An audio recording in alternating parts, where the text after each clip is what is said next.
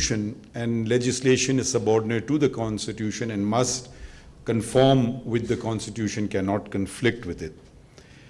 There is another fundamental right which can be categorized as affirmative action. That's in Article 25, which says that making any special provision for protection of women. So you can introduce special laws for women's specific, and there are such laws. For instance, in jobs, in government jobs or public sector jobs, you can fix a certain percentage that for women.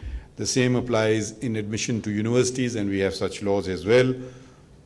Actually, the men of Pakistan are now complaining that because the women come on the merit seat and they also come on the reserve seats, and invariably they're doing better than the men in educational institutions. It doesn't mean that they cannot come on the merit seats, but there's also a percentage reserved for them, for women, specifically for them. There's also an interesting concept which does not exist in many countries of the world, and that is reserved seats in the National Assembly for women. These are not, it does not mean that only women can come on these seats. Women can be elected on the general seats in the National Assembly. So that is gender neutral. You can be man or woman to contest that election. But then you have certain reserved seats, which is an indirect form of elections through proportional representation. And in the National Assembly, there are 60 such seats, which constitutes about 18%. And the same is reflected. Pakistan is a federation comprising of provinces, and the same is reflected in the 4 provinces.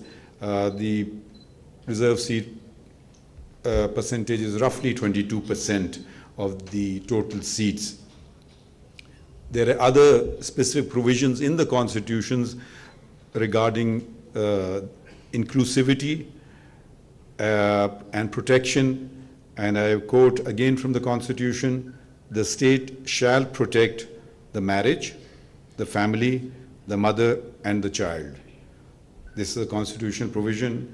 Another one is a fundamental right, is free and compulsory education to all children of the age of 5 to 16 years.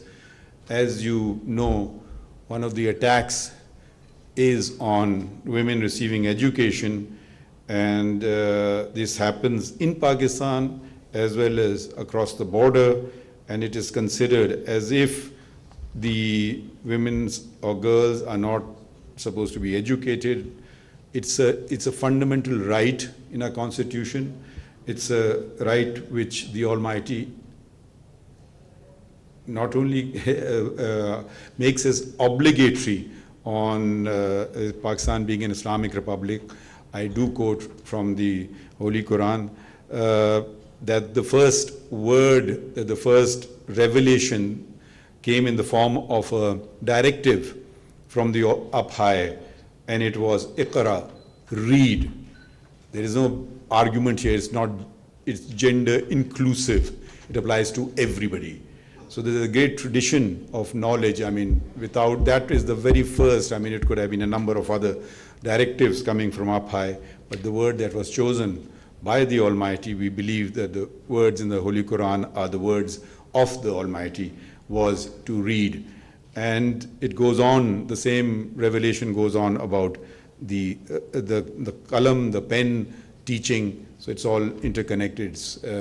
That's the first revelation.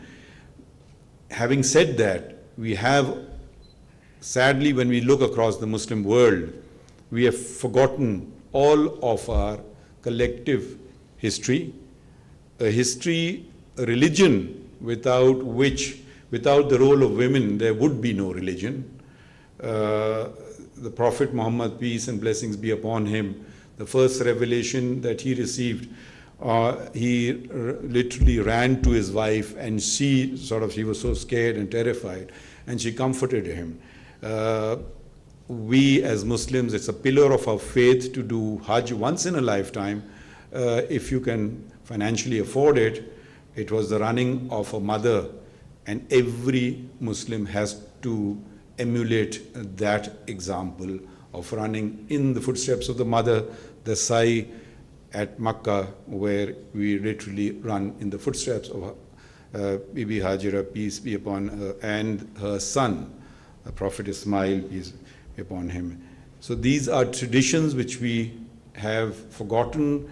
Maryam is the most revered of women, named more so than in the Bible. Chapter of the Quran is named after her.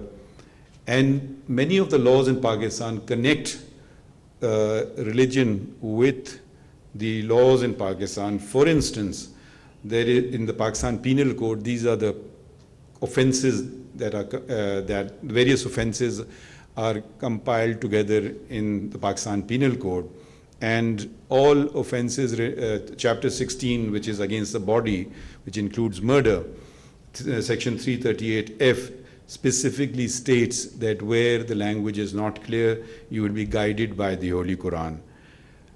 I said I'll mention the negatives.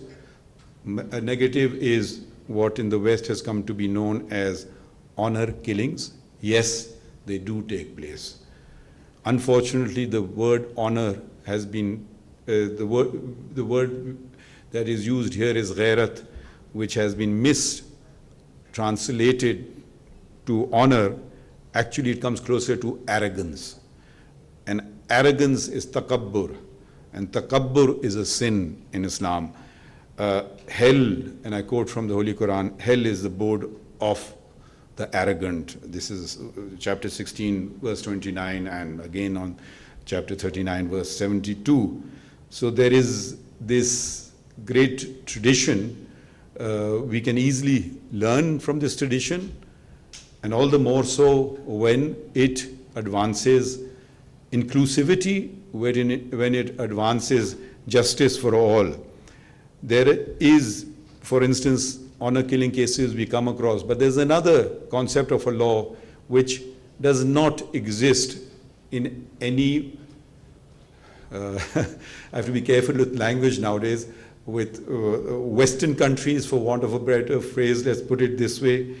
If you accuse, impute the character of a woman, insinuate something immoral about her, in Islam it is a criminal offense. It's called Qazf, and it has also been incorporated into the law of Pakistan, a law sadly which is rarely, if ever, applied.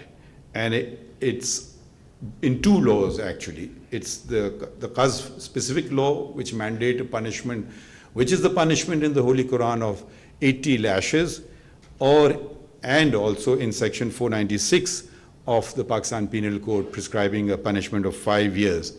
Sadly, this is, if I've never come across it being really implemented.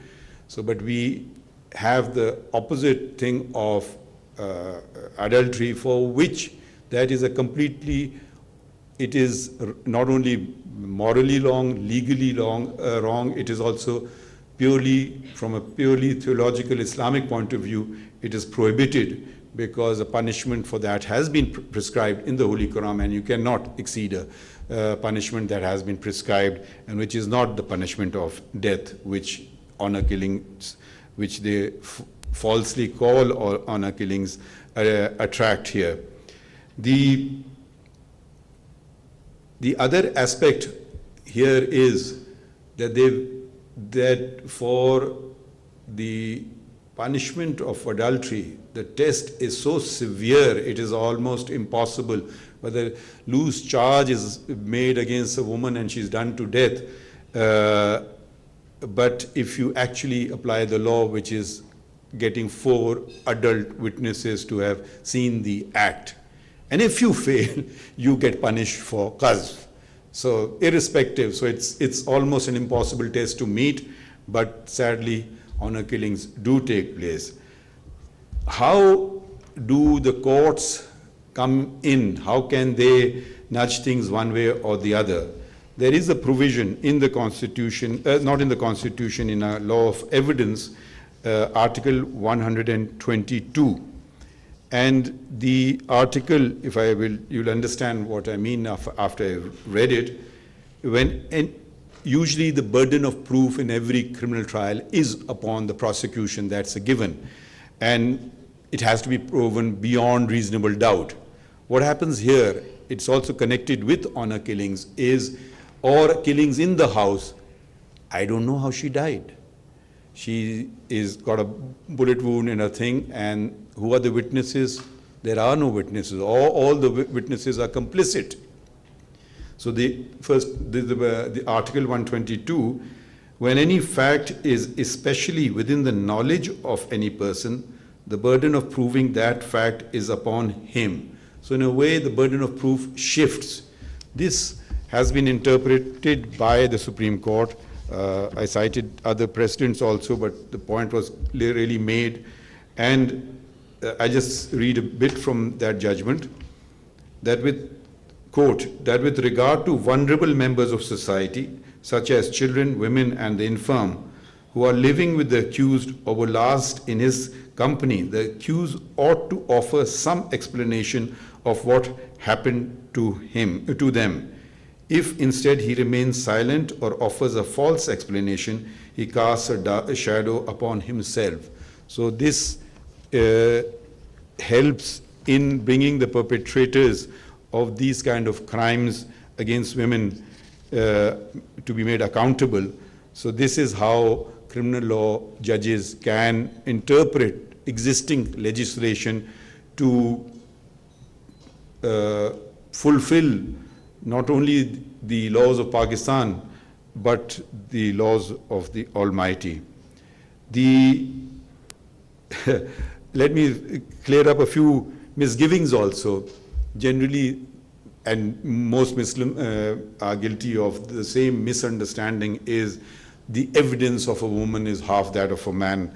Nothing could be further from the truth. The Quranic verse is there to protect the interest of women. So you enter into agreement with a lady and she doesn't quite understand what she's giving away with future financial transaction, and she gets stuck. The other verse, which nobody really refers to, it again connects with an allegation of adultery by a husband or a wife, by a husband against the wife, and there are no witnesses. So here the testimony of the wife has precedence over that of the husband, and this is Lian, and it is the chapter of the light, Surah An-Nur, 24th chapter of the Quran, verses 4 to 10. It is literally, he accuses her and he swears, and the wrath of the Almighty will be upon him if he lies. She swears and she does the same thing and he does the same thing, and the final one is the woman's say. So its testimony precedence is taken here of the testimony of women. The other aspect is another negative in our society is the law of inheritance, which is very clear cut. It's specified, shares are specified. You don't have to really think. These cases should take literally 5 minutes to decide and dispose of. Should never see the Supreme Court, let alone even the High Court. But the male members of society deprive ladies of their Quranic shares, which in addition to breaking the laws of Pakistan is a sin. And the matter takes forever to come to the Supreme Court. And because there's no downside, you keep the lady involved in litigation, and even if she ultimately wins, you will have had the benefit of the property for a considerable period of time. So what the judges can do, impose very heavy costs in this kind of frivolous litigation, or just before death of a father or a mother from whom one inherits comes this false gift that actually just before his death, the son comes forward and says, the property was gifted to me. Another device used to deprive women, and endless court are spent on this. And if the courts were very severe on not only costs, but on the applying the standard of proof, matters would get resolved very quickly. So matters, there are many such cases, and I can go on. While there are positives, but there are also negatives. So these are the devices that one come and use, because the Constitution, I don't think there is any fault in the Constitution. The laws are also pretty all right. It is the application of the laws And here the courts come in and all of us come in, and how you apply the laws and how do they get a particular result.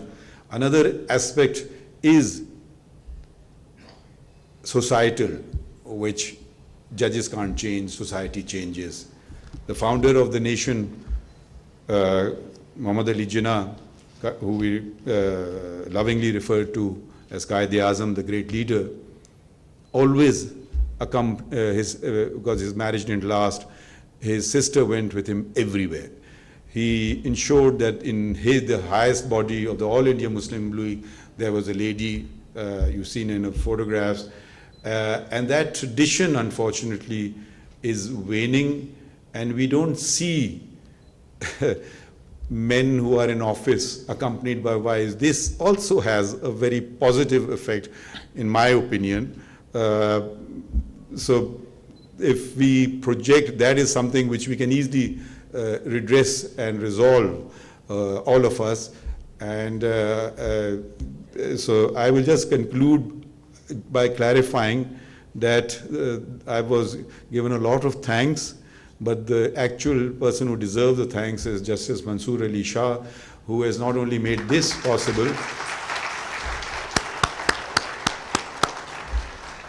who has also not made this possible, but is in charge of the Federal Judicial Academy, and from a more or less dormant organization has brought it to life. Thank you very much.